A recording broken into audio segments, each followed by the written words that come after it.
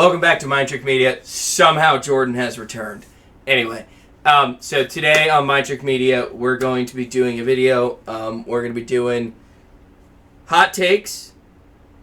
If it's a hot take, not a hot take, is it valid, is it invalid? Answer how you want, you know what we're doing. Anyway, first question. The Rule of Two actually weakened the Sith long term by bottlenecking knowledge and power.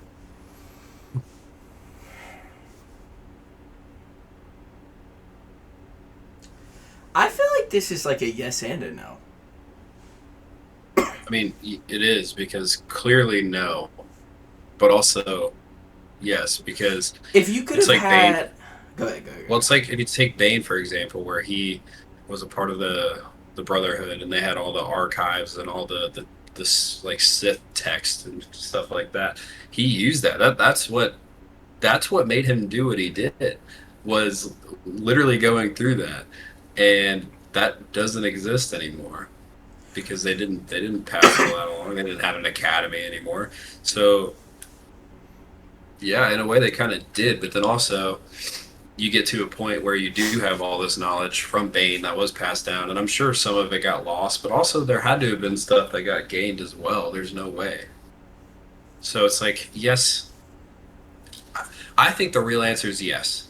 But when you get to the point of Palpatine's obviously so powerful that it's like, no, yeah, because he won at one point. Like obviously he won in the end, but he did what he did. He eliminated 99% of the Jedi or more. And it's like, I mean, in a way, yes, but also no. Yeah, I think it's a yes and a no, because yes, because if they could have had like 10 Sith like lords who didn't try to kill each other, they probably could have taken down 1 million Jedi. Like, the Sith just have these incredible powers that most, like, that's one thing with the Jedi, where the Jedi kind of like fuck themselves too, because they like hold knowledge from other Jedi. Like, they do the same thing. Like, and for the Jedi at least, it's usually because they think they're doing like good by it. But like, yeah, because if they would have had, like, when the Brotherhood was fighting like the High Republic Jedi, like, it wasn't like the Brotherhood were getting their ass beat. Like, they were almost stalemating in a lot of battles.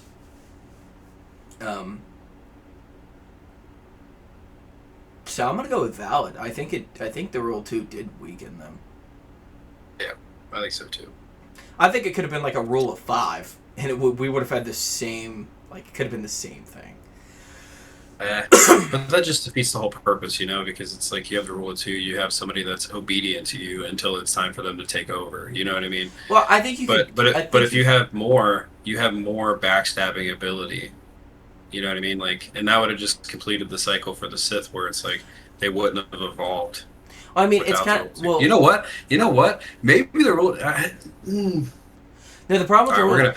But here's the thing: if you have the Rule 5, but you did it the same way, there's like a Grandmaster, a Master, a Knight, a Padawan. Like, if you just, because like the Rule 2 is like a bullshit thing, anyways. Because it's kind of a Rule of 3. Most of the Sith Lords who go to kill their master already have an apprentice. So, this like, is a question that gets us to talk in a podcast for 2.5 hours. Yeah. It's the name of a podcast. Let's move to the next one. I think we could have a 2-hour episode about that conversation.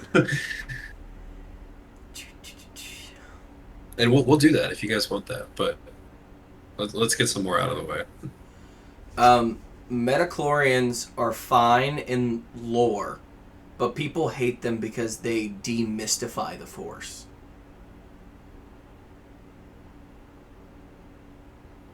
I mean, I disagree, because you say, like, it makes it not seem as, like, the whole thing with the Metachlorians was, it was like, hey, it made it not like as mysterious and as magical as it was in the original trilogy. I mean, You Well, basically are almost power scaling people with putting metachlorians there. but I think people But don't like that because then you look at but characters but different. You look at like this is what causes people to look at the Obi-Wan and Anakin fight and be like the numbers don't work. So well, I kind of but then right but that example right there is why I don't agree is because Obi-Wan won. I mean, it doesn't matter that Anakin's metachlorian count was higher because it doesn't really change the outcome because Anakin was gonna lose because of how arrogant he was gonna be. That was just a personality thing at that point. That was Anakin's bullshit personality going up against somebody that has yeah, but that's you would almost intelligent think as hell. someone who has double the metachlorians. But I also My point is, but I I also kind think of actually agree that metachlorians don't mean anything. Because the only way you can reach your full potential is if you want to. So, like, who gives a fuck about the metachlorian count? well I mean that kind of just goes back to the point where it's like I don't think it impacts the mysteriousness or like mysticalness or whatever the fuck words are real to describe this, but of the Force because literally I think the problem is the prequels it goes so far away where it's so action packed that we forget that the average person can't do anything anywhere close to this. You know what I mean? I think that's what the disconnect is. And like the metachlorians were introduced, and then it's like, oh, it's not mysterious anymore. Yes, it is.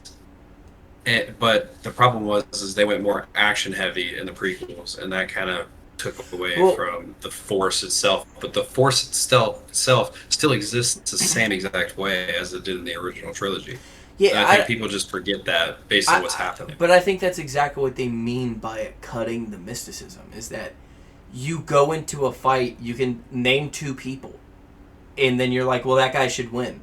And if he doesn't win, you're like, okay, then why do the metachlorians matter? I kind of get that argument. Because, like, the metachlorians are, like, what their potential could be, technically. But with someone like Anakin, like, his metachlorian count didn't matter in the end. So, why do we need them? Like, I can't... Like, I understand... Like, I think this actually is a valid point. Like, they're fine lore-wise, as in, like, it's cool that there's, like, a way to scale it. But, like, people hate them because of that reason. You can just go, well, okay, Grievous is fighting Obi-Wan. That's not a good example. Because well, that's why I think it doesn't matter because that example. well, because in that fight, one person. Okay, so actually, it does matter in that fight. Why doesn't Obi-Wan just crush him with the Force? I have seen people talk about that, and it kind of doesn't make sense sometimes. And it like it's one of those. I think that's an honor and like Jedi code thing at that point. Yeah, but okay, but then why does Vader fight anybody when he could just crush them? Because he thinks it's funny that he's just toying with them. No, but like, okay, but like, I understand canonically Star Wars wouldn't matter because it would be easy. But like, in an actual reality, like he stops his ship from moving. Why can't he just walk up and just crush everybody's jugular? Like he wouldn't need to fight anybody in like a real sense. It's kind of like when they argue about Magneto and X-Men. Magneto is way too powerful compared to the other mutants. It's ridiculous.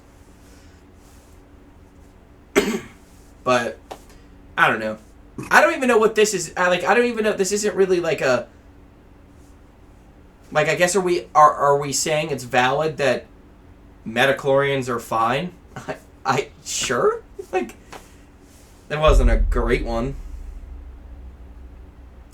The Chosen One prophecy is intentionally unreliable and misinterpreted by the Jedi.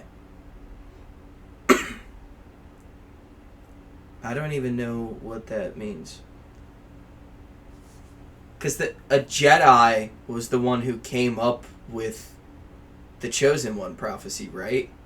So why would he purposefully make it unreliable? Or are they saying that the Force, the vision from the Force, specifically made it unreliable? This is already going. It's just way too much brain power. My midichlorians are moving. Yeah, tell me about it. I don't know what times, or I guess it doesn't matter. We're not doing this live. But, yeah. I don't know what time zone you guys are in, but if you're in California, it's 7. If you're in London, I have no fucking clue what time it is. What are they, 6 or 8 or 12 hours? I don't even know. China's like a day ahead, aren't they? Or Japan? Like 12 hours? I don't know, man. Because they make the joke that you could celebrate, like, New Year's in Japan and then fly home and celebrate New Year's again. Maybe not. I don't know. What am I talking about? Anyway, the Chosen One prophecy is intentionally unreliable and misinterpreted by the Jedi. I would say that's not valid. I don't... Aren't we supposed to be doing a video that, like, is that a hot take? I don't even... Well, I mean, that's why I said it could be hot take or valid or invalid. Okay, because that is a hot take, because I think it's invalid and doesn't make sense. So how would we say that? That is a hot take because it's wrong, or That's what I just said. I think that is a hot take because it doesn't really seem like it makes sense. So, okay, what's the next one? Revenge of the Sith is carried more by nostalgia and memes than by actual dialogue quality. Ooh. I mean, we talked about dialogue quality so much in the prequels and where it's at its worst, which is not where people think it's at its worst. And at least in my opinion, and I think mostly in your opinion, the same with that. But there is some dialogue issues, but I don't think it's carried by nostalgia and memes. It was very successful. People legitimately when it came back don't into like Revenge of the Sith. People don't like the prequels at all. Like, at all. And it's just insane to me to think about. I don't know.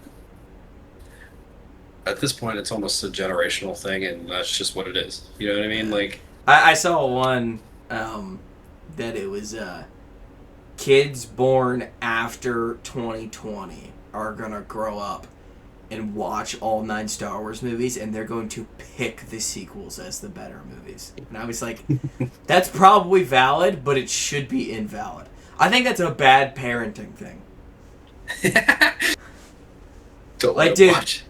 Like, it's one of those things like... Dude, so, you know what's crazy is I saw the Escape Pod podcast clip where they were talking about, because it's been going viral again, about how they brought up the fight in the 8th movie again. And so... we're not gonna get into it. No. So I just want to say, I got into it in my solo video and kind of called them out.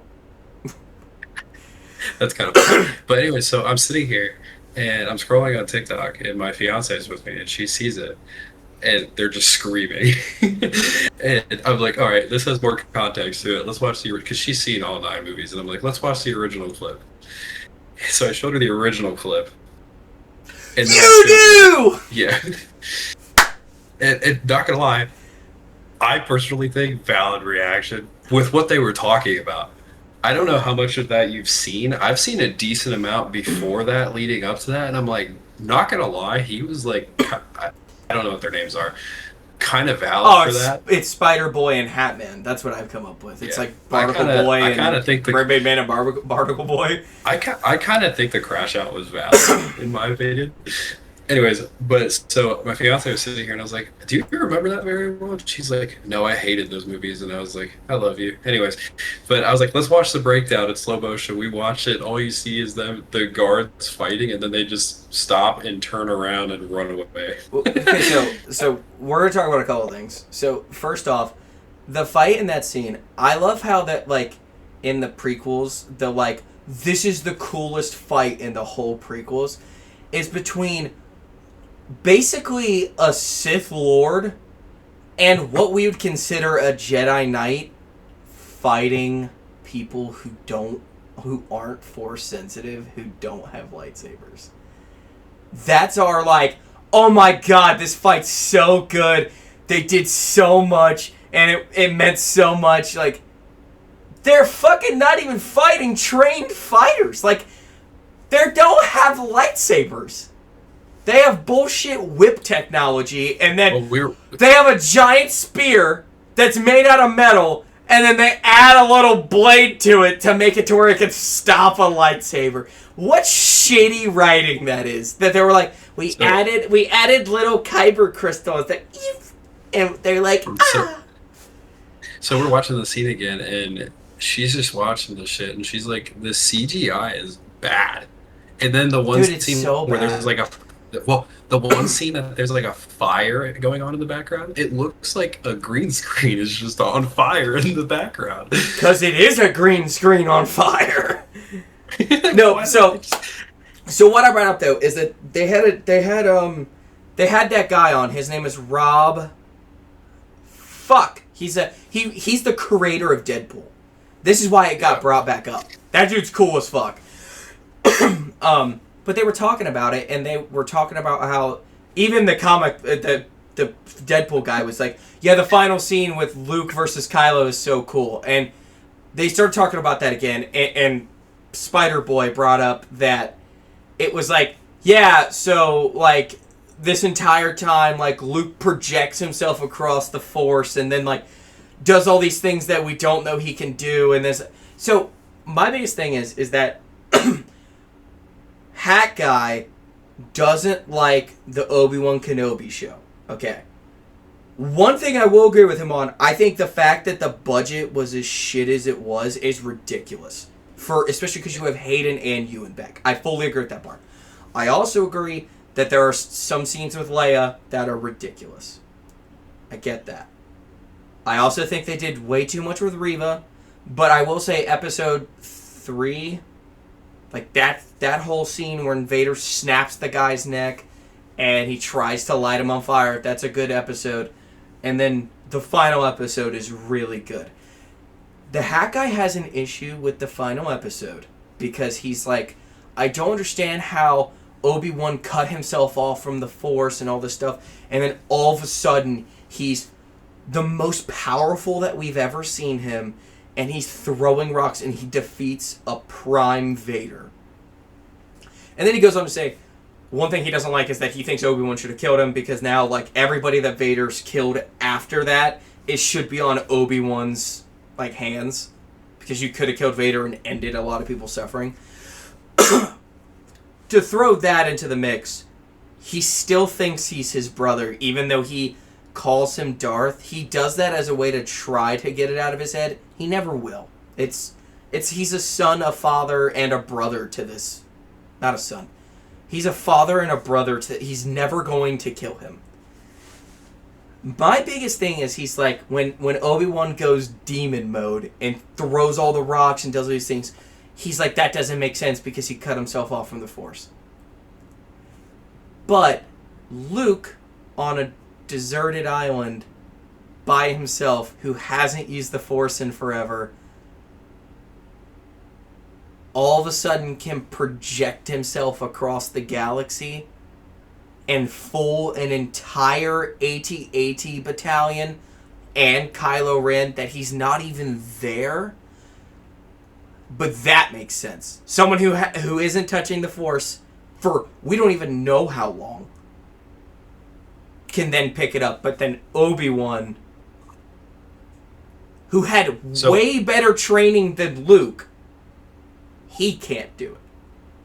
So me to add to that as well, where people are like, I don't think I then said, I'll come onto the podcast to talk about it. You might not want to invite my brother because he might fight you, but I can come on. I'll be cordial. Anyway, go ahead. So what I want to add to that is people will be like, I don't like the prequels, and this is where I think people just aren't paying attention to the full story. And Obi-Wan Kenobi series is a perfect example of this, what you just brought up, with him cutting himself off from the Force and then being God tier at the end. We clearly see Obi-Wan in episode 2 reintroduce the Force back. He struggles with using the Force. We see him fight Vader in episode 3. Gets his ass kicked because he fucking cut himself off from the Force. And, time passes in between those guys. Like, there's time. It's not 5 minutes later when the last fight happens. That's not how this works. It's not just the next episode when it comes out. That's not how this works. Time passes. Also, if you were paying attention during the fight, he is getting his ass kicked until he uses the idea of protecting Luke and Leia as a hell of a motivational driver to get him to be more powerful. Yeah, he almost did like the whole thing. And I don't understand how you don't like an 150-pound human mom can like lift a car to save her baby because there's like some sort of adrenaline punch that pushes people to do feats that are unrealistic. I mean, honestly, were his feats even that great? He threw rocks at Vader, and then Vader's gonna be weaker because now his suit's fucked up. Yeah, and it's like I think it's just the fact that his argument is that he's landing blows on him, but I think people also forget that like when Vader goes to fight Obi-Wan, he remembers Obi-Wan as a defensive fighter who would use your weakness against you, and Vader honestly in that fight kind of plays in a defensive mode against Obi-Wan to try to get him to bait him into fighting him. And I think Vader underestimated Obi-Wan. And I think that's why Obi-Wan lands those blows. Vader doesn't fight how he normally does. Because honestly, I don't think Vader wanted to kill Obi-Wan. I think he wanted to make him suffer. And yet again, he overestimated his own abilities and underestimated Obi-Wan's abilities the same way he did in Episode 3 and in the same way he does in Episode 4. Where he talks shit to him, and before Vader even realizes it, Obi-Wan pulls the trick of giving himself into the Force. Yeah, and literally just there, you just added more information on top of it, for where it's like, if you just pay attention to the full story of what's happening and think about what's happening, you have the entire series of Kenobi, where it takes him the entire series to get to the point of him defeating Vader. And then you just brought up a million different points for why Vader would have been the way he was, and then why he lost. Because like you said, he wasn't fighting the way he normally fights, and he was trying to bait Obi-Wan and baited him too fucking much and lost because of it. And then also on top of that, it's like,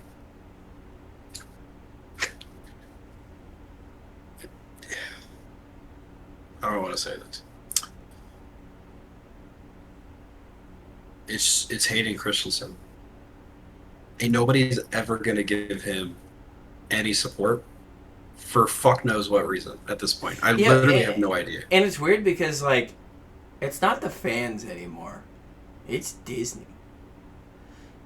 But I feel that way for Ewan, too. Like, and that's one thing I will say about the Skate Pod podcast. They've on record said that multiple times, that they're like, it's not that we, like, obviously the Hat Guy talks about how he didn't think it was smart for Vader and Obi-Wan to ever meet before, in between 3 and 4. I don't hate that take either. I don't think the show needed to be that way. I think Obi-Wan could have just, like, I think a show about Obi-Wan finding out that Vader's alive and then, or Anakin's alive as Vader, like, that could have been interesting, and then Obi-Wan having, like, nightmares, and then we could have just got a live-action version of him fighting Maul like he does in Rebels. And I think that, honestly, would have been better than this whole fight against Vader. Personally, because at first I canonically thought it was weird, too, that they ever fought. Like, they save face by, they're like, we meet again. And, like, it could technically mean that they've met more than one time. I get it, but I think my biggest thing is that when I think about that show as a whole, I don't think as a whole that show is great.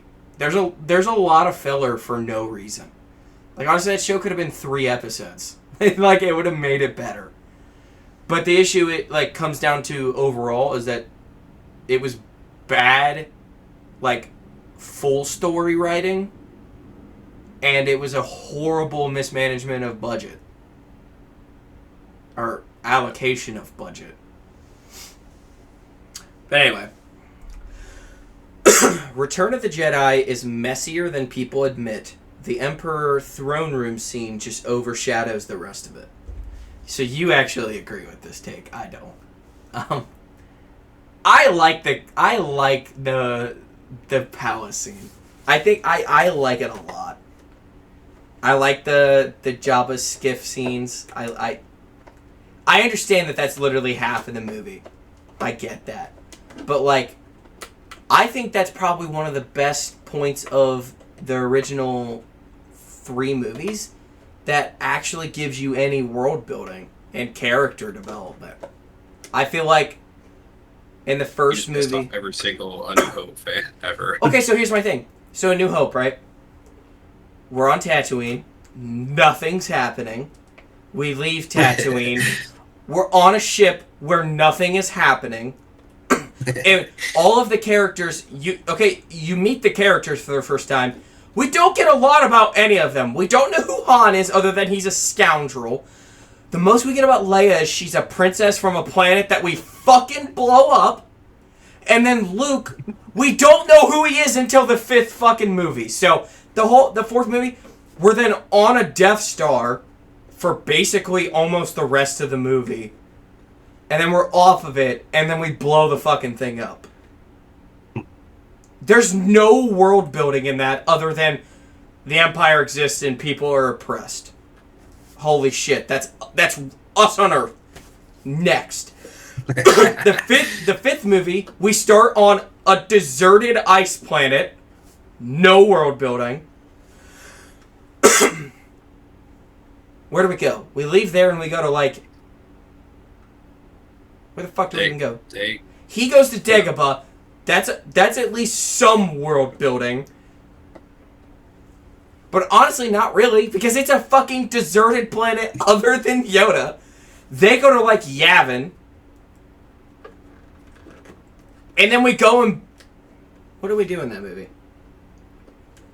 We go to Cloud City, which is the most development of anything. There's people there. And the only thing we really get is, hey, there's this black guy that's friends with Han Solo, and he betrays him for some reason that we don't know. We don't know what they're doing on that planet. We don't know why it's a city in the sky. We know nothing. And then Luke goes to fight Vader. We also don't know how Vader's there or how he finds them, really.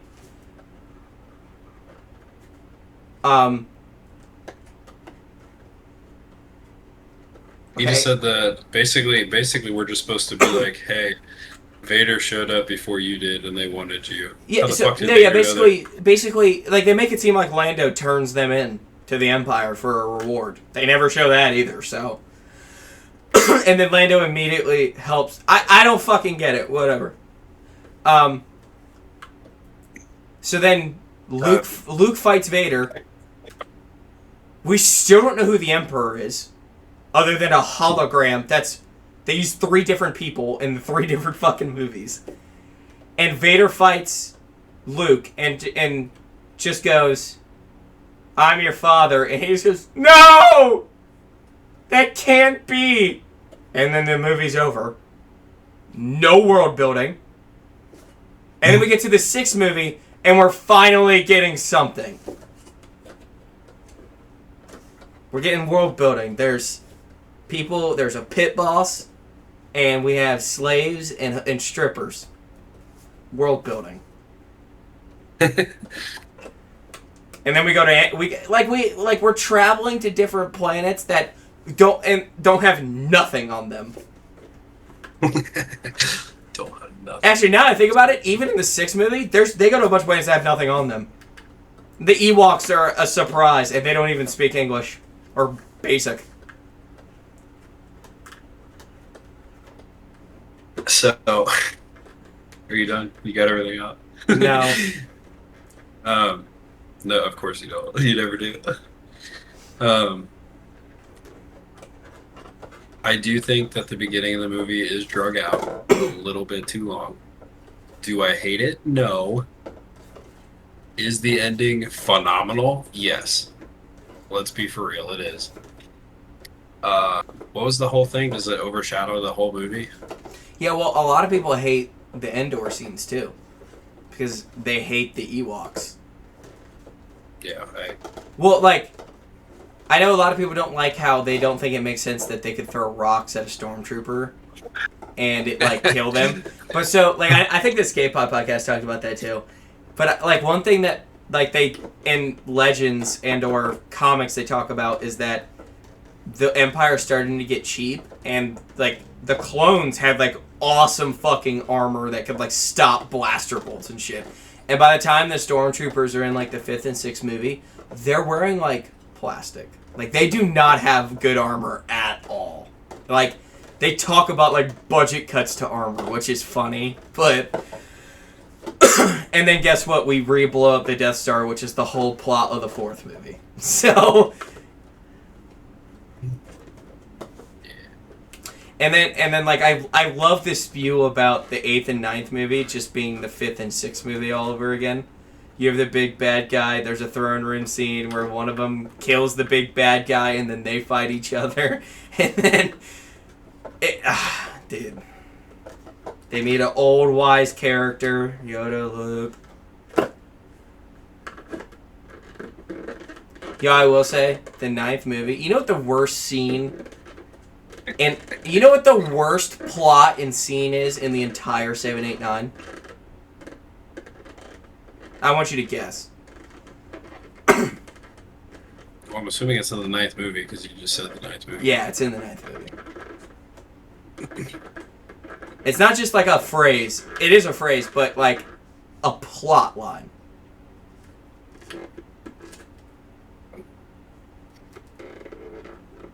I mean, the somehow Palpatine return is pretty wild. That's also not, all the. That's not also, the worst all one. all the actors found out then that that's what the movie was going to be about. Yeah, that's why they all look. That's why still not the worst plot line. Yeah. You can't even remember it because that's how forgettable it is. You know what I just remembered? It It's like in doesn't The Force matter. Awakens or it's either The Force Awakens or I think I don't even know. It was when they were going to that one planet that had like snow on it, and then they were like talking to each other from a distance, and then that's when the Darth Vader helmet fell in the snow. Which, by the way, how did he get that back? Didn't he get that back? When we meet Babu Frick, who's another terrible plot line, because who gives a fuck? I don't fucking know, dude. I literally, like, I'm just sitting here thinking about it. Yeah, where they're learning that they have a dyad, and she, like, they, like, break the throne room, or the throne where he has Vader's helmet. Who the fuck knows, Jordan?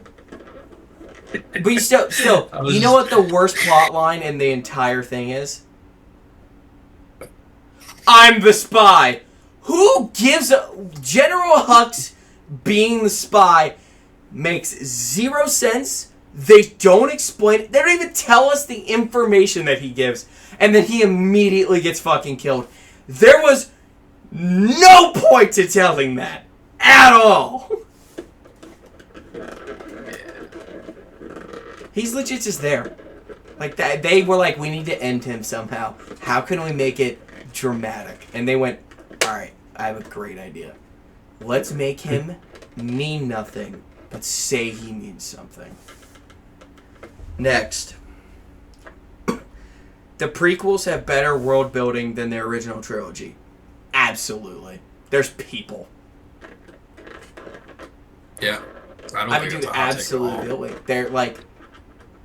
You we go to way more planets. There's way more character development. There's way more characters. Like, in the original trilogy, you have the Skywalker family and their surroundings. You have the Emperor and Vader. You have Yoda. That's pretty much all of his aunt and uncle. Cool. In the first movie, we have like racist Japanese Trade Federation guys. We have a Jewish slave owner. No, but like we have so many different plot developments of random characters, and all of them are on different planets. You have the Cato Neimoidians, you have the Geonosians, you have Watto on Tatooine, you have the Hutts, you have all kind. You have the Kaminoans. Like, there's so many plot development points. Dude, in the 4th, 5th, and 6th movie, they're on 3 or 4 planets, and it's the same fucking 8 people every time.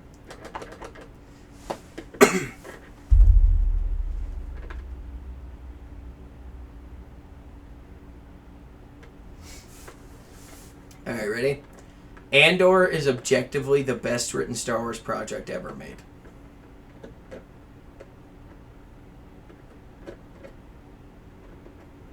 Star Wars project. Do we think it's better written than like the 8th movie or the 8th movie? Jesus Christ, it's definitely better Yes. than the 8th movie. Okay, let's just go down the list. I'm just kidding. The 5th movie. No. I don't think it's better than 3, 4, 5, and 6. Well, everybody would disagree with 3 of those 4 movies you just said, so. It's not better than 5, no matter what, so it's invalid. Yeah. I think the first 2 seasons of Mandalorian are written better, too. Yeah. I think, well, especially the first one. I think the first one was written very well. I think Tales of the Jedi is better written, other than them killing Yaddle differently, which I bitched about in the last episode, too. Yeah, no, that's invalid. Grogu staying with Din Djarin undercuts Luke's arc in The Mandalorian. Absolutely. I don't get even why Luke's in it at this point. Like, I mean, unless they bring it back around to mean something. I mean, he has to die or sacrifice himself then, because he's not in 7, 8, 9, unless we do the Star Wars Celebration next year and we just retcon it. I think retconning would honestly turn a lot of people away, because that's like a fucked up thing to do. I don't know what could be a more baller reset to a franchise in anything ever than for Dave Filoni to walk out and just go, retconning all of it. Get ready for the new 7, 8, 9. It'd be so funny if he wrote it that way too. The sequels. And it's just 7, 8, 9 and like whatever way they want to do it. They just make like Luke young and he fights Maul. Nah, the only issue with that is they'd retcon Rebels, so it couldn't be Maul based. I mean, it could be Darth Talon, his apprentice, versus Luke. Or it could be like, I don't know, him going against Abeloth, or him going... I mean, they could do the Thrawn heir to the Empire for real when he meets Mara Jade and they like duke it out a couple times. It's so crazy to find out. Ooh, you don't even know that, do you? You didn't finish those books. I don't know if you even know what I was getting ready to say. Mara Jade was like hand to the Emperor. Oh, I knew that. Yeah, so she like, when she first meets Luke, she is trying to kill him like at all the times, and then he just ends up banging her. That's so baller, dude.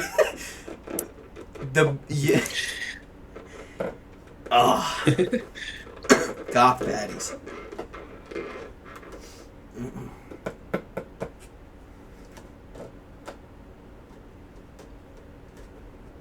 Oh my god, this is literally what we were just talking about. Obi-Wan Kenobi should have been a character study with no Vader rematch. I think that's valid. I think it's valid, but in a way, I'm not disappointed with what we got. Oh no, I am. In the fight. Yeah. Sorry for cutting you off. No, you're fine. I was having a stroke, so. This one I think is so obvious. Ahsoka works better if you watch Rebels, and it's not a flaw. Yeah. Mm-hmm. Like, yes and no. I do disagree. I think you probably should have watched Rebels before watching Ahsoka. My only gripe with Ahsoka is I don't think it ended the way it should have. But we'll get into a fist fight if we talk about that again. I just won't even talk anymore. Episode 100, episode 100, we're just going to fight. We're going to duke it out. The Empire feels scarier in Andor than in any of the films. No. I think it's grosser. We talked about essaying someone, but... Yeah, that just, well... Is it the Empire Here's the itself issue. scarier? No, but what Andor did was make... It has nothing to do with really the Empire. It's just more or less making Star Wars feel more real. So yeah, so I had this talk with our editor at work. My biggest thing with Andor, I think the divide between Andor is the reason that people originally liked Star Wars is because it's something that you could barely imagine. You can't imagine a galaxy far, far away. You can't imagine this plasma sword that cuts through anything. You can't imagine space and aircraft travel as the number one travel. Like, you can't imagine those things up until, like, then. So, there was that magical mysticism of this is not of our time. And then you jump to 1, 2, and 3, and it does it even crazier. It makes it more easy to be like... Because, like, that's one thing with 4, 5, and 6 that they do a lot. They spend a lot of time in the Outer Rim, which is honestly why I think some of the questions we talked about earlier are the way that they are. But that's the thing, though. Like, the whole point of Star Wars is that you want it to be something that you can't really imagine, like, yourself being in, because it makes you want to be like, I wish I was in that world, even though they have their own issues and they have their own things. Bringing stuff in that's like traumatic stuff and how the world works put into Star Wars just makes it feel like it's not Star Wars. Like, and it's not because they don't have lightsabers or the Force isn't used. I hate that argument. It's the fact that you're, like, having an episode where you essay a woman, or try to, and then we're talking about, like, deportations and legal crop farming and legal home ownership and your right to property. Like, I understand that that's, like, what the Empire is. I didn't need a whole show about it, though. And honestly, they're really lucky that it was written as well as it was, because if it had any type of writing flaws, it wouldn't be good at all in a Star Wars aspect. That's one thing about Rogue One I don't like either. There's no impact.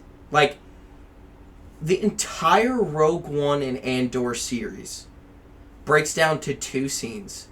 Them getting to Yavin 4 and building a base, and at the end of Rogue One, them handing a bullshit chip through a doorway.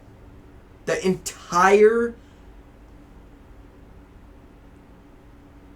26 hours of content, physical content, so 1,000,000 hours of filming and editing, came down to 2 scenes that matter. What the fuck is that? Like, I think that's why there's such a divide on Andor. Because it's good. I don't think anybody would be like it's bad TV. It's really good TV. It's just really not that much Star Wars. And the people who are on the side of, like, that's what I want, that's fine. But then you shouldn't have an opinion about if a Star Wars movie's good or not. Because you clearly don't like the things that are the origination of Star Wars. Which is the mysticism, the magic, the laser swords you can't imagine, and this ancient... And that's the other thing, too. That a lot of people hate the religious Force aspect of Star Wars. But that's half of the plot. Or more. And they're like, I don't want that. And it's like, so you hate half of Star Wars, on top of you hating other stuff. But out the gate, you hate 50% of Star Wars. Yeah. What? These episodes always turn very negative. I don't know the last time we had a positive episode. Alright, this is going to be a positive one. Thrawn is a top 3 villain in Star Wars.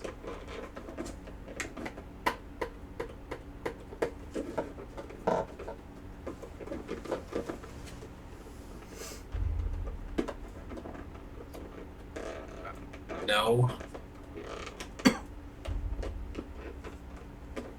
Who's higher? Being Vader. Okay, Not Vader. even a question.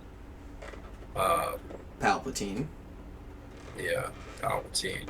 Is Maul I think- higher? I don't think Maul. I I don't think Maul is a villain.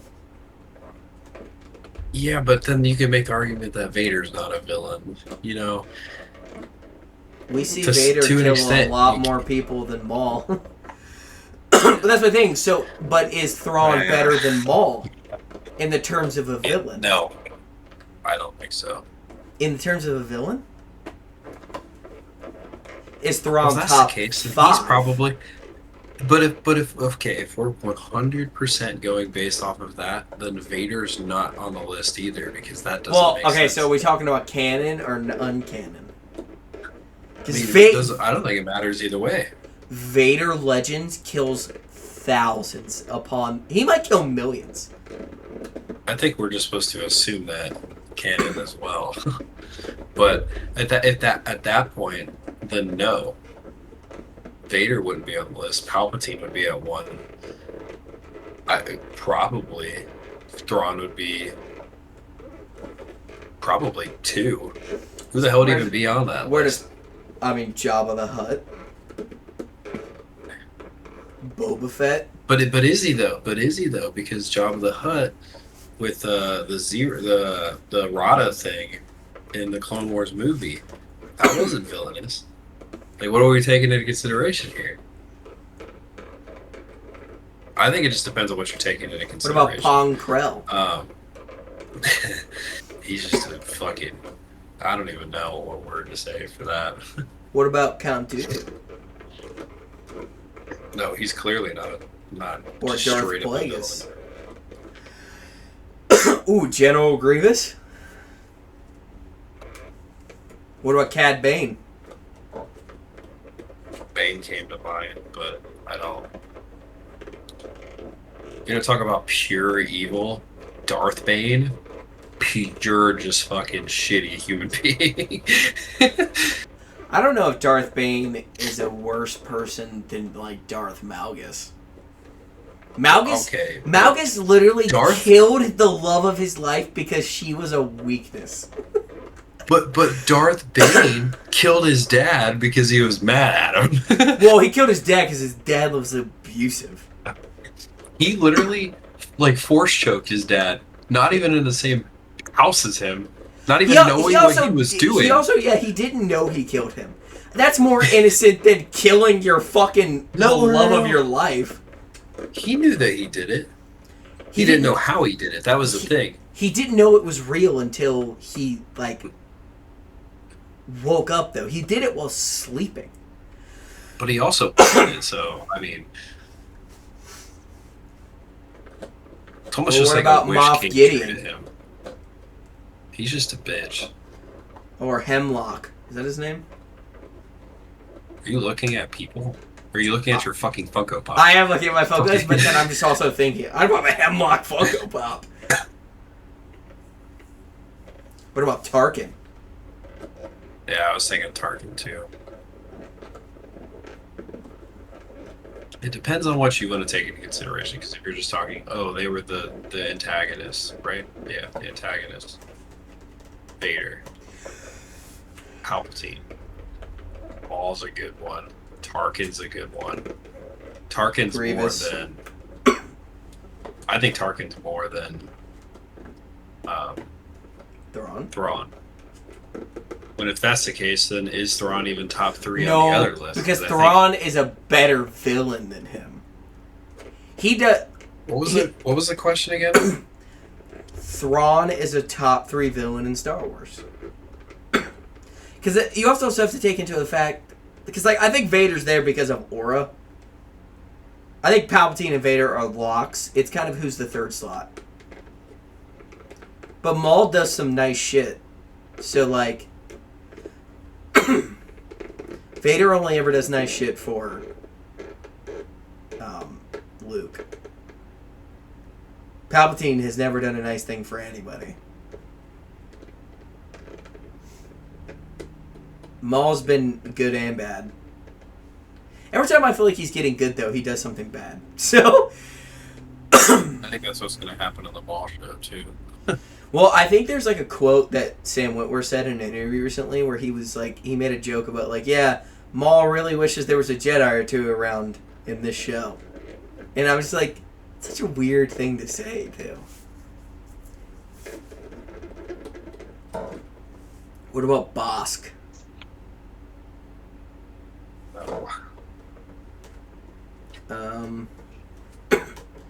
What about, oh my god. Why am I blanking on his name? I don't think Thrawn's a top 3. What's the Neimoidian's name? Viceroy? Newt Gunray. Yeah. Viceroy's like a title. You got me there, though. Thank you.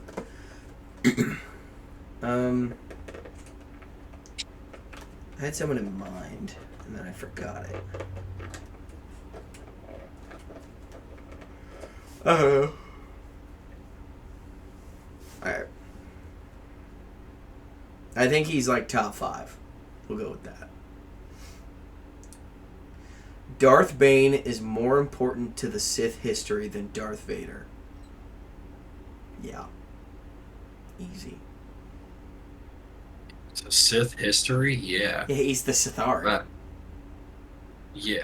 And I mean, I think Vader's up there. I mean, he fucking helped wipe out the entire Jedi Order at the time. Like, yeah, of course he's up there, but Bane established what the Sith became the rest of the time they were the Sith.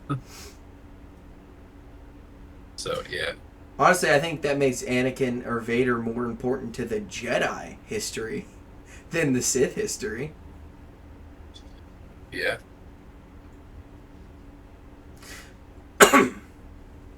Alright.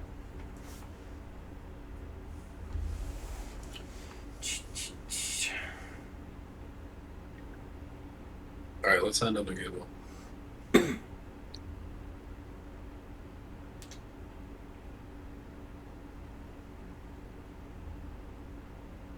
Trying to find a good one.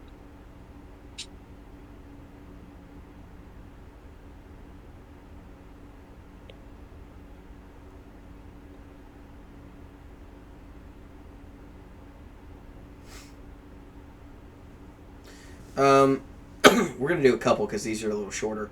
Maul is the best character in the Clone Wars. Let's do rapid fire. No explanations. Ready? Maul is the best character in the Clone Wars. No. Obi-Wan is the most consistent Jedi in the entire saga. Yes. Anakin is a better character than Luke. Yes. Ahsoka Canonic.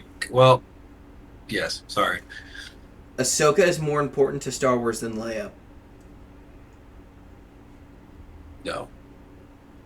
I did not think you'd say no, but I think that's the correct answer. I mean, she's definitely not. But who knows what they're going to do in Ahsoka? But I don't even know if they do something extravagant with her, if it even still, because if you take Legends into consideration, Leia in canon and in Legends obviously was like head of like fucking Jesus Christ. Rebellion.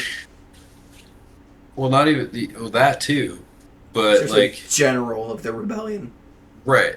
So it's like no, not even close. Ahsoka's just a fucking Jedi and then quit.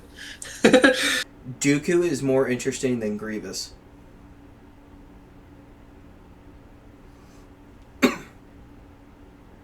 I'm gonna say yes, and that's a personal thing.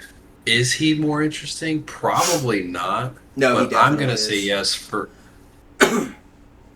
I think he definitely is because Grievous is only interesting until he gets built. I mean, I think so. So I guess Dooku is interesting from like beginning to I end. feel like I feel like nobody would say that though. No, because Besides us. no one knows the background of Dooku that well. They go off Tales of the Jedi, which fucks it up anyway. Yeah, but even then, like I still just think. Um, Kanan Jarrus is in Kanan Jarrus in canon has the best Jedi arc story.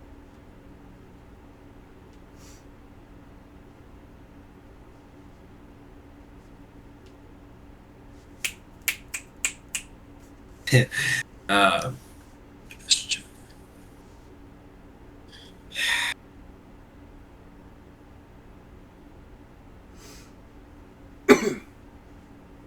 gonna say no. That's I it. kind of want to say.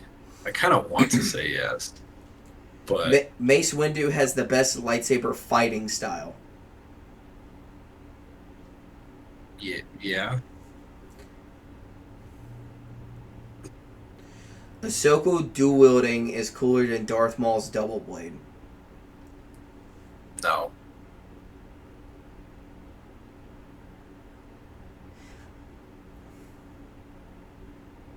I think it takes a lot more skill to double blade than dual. I think if it's not Maul, the answer is yes. Dual wielding is a lot cooler than double blading. It's just Maul. I mean, with how accurate and precise and badass he is with it, I mean, he Well, because perfected like Pong Krell is not cool, but like, no but shit, like, Von Krell's not cool. but like Bastila, no, not Bastila, Satele is fucking awesome. Yeah. I don't know.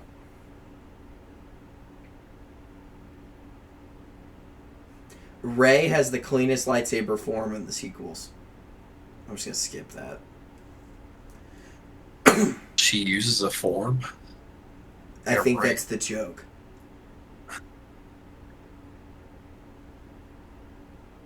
The Darksaber is the coolest lightsaber.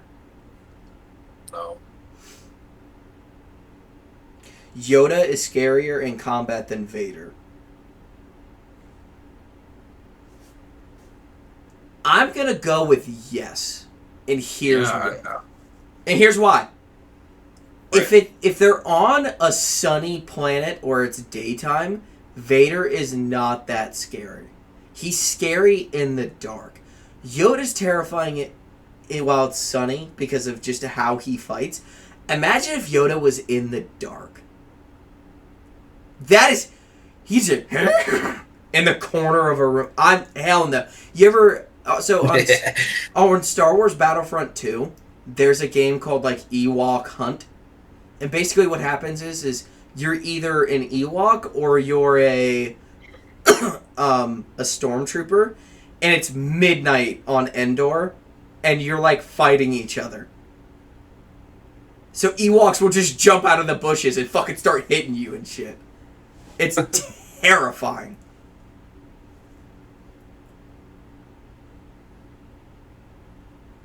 Alright, I'm gonna find one last good one.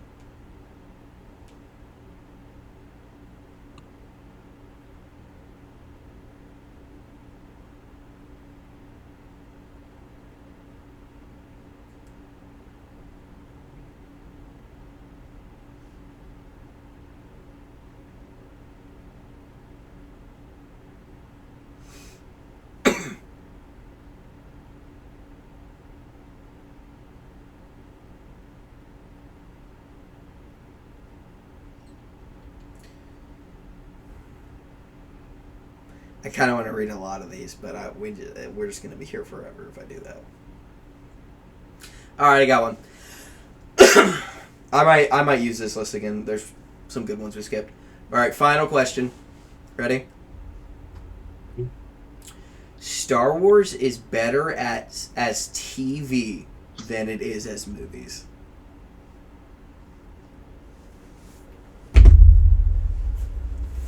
Here's the thing. Here's the thing. I think no, but historically yes. So I think that there is TV shows that are better. I think the Clone Wars is the best thing in all of Star Wars, but I wish it wasn't.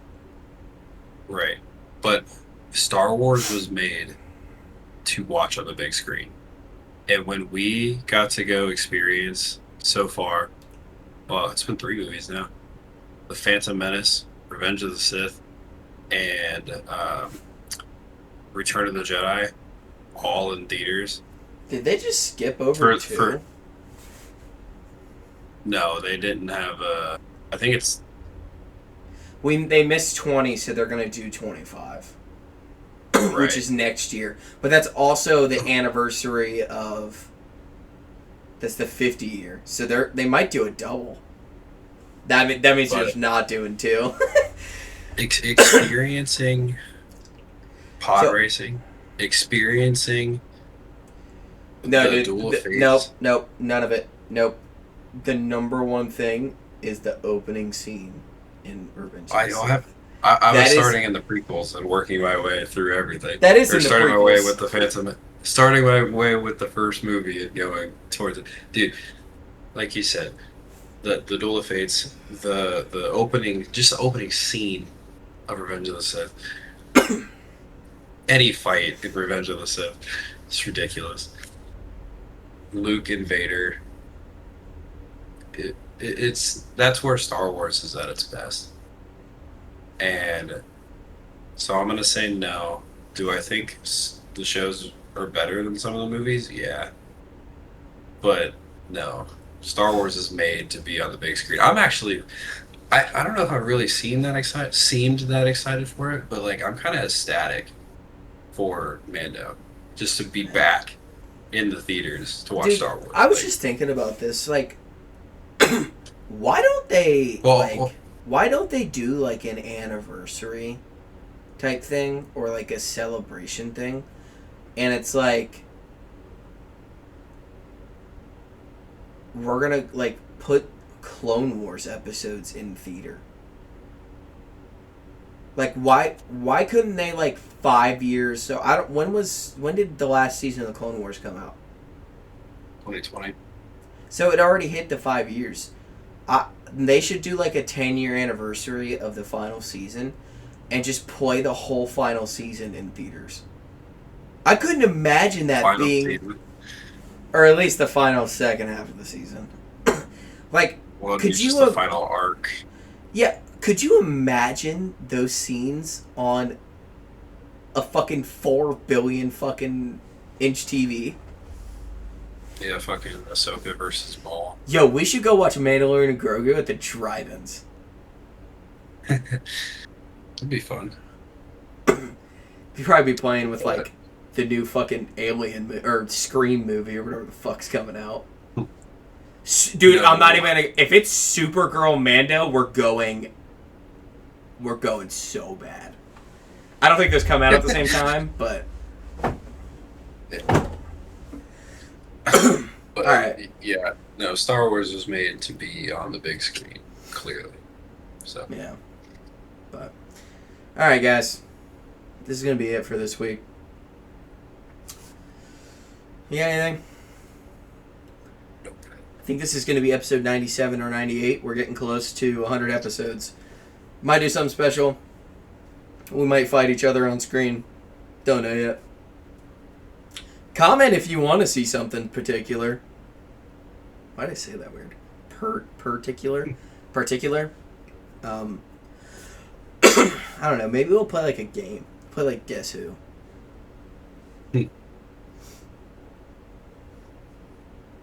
Or maybe we'll play the game where we'll play headbands. Yeah, we should do that. I'm game for that. Have we ever played headbands? I low-key think we did for... Here, no. Yeah, I don't think we did for this. I think we tried to one time and it didn't go well. I think we did for a different channel we were working on, but Yeah, that's what I immediately say. I was like, probably that was 2 years ago. But yep. yeah. So, been Mike Trick Media, guys. Peace.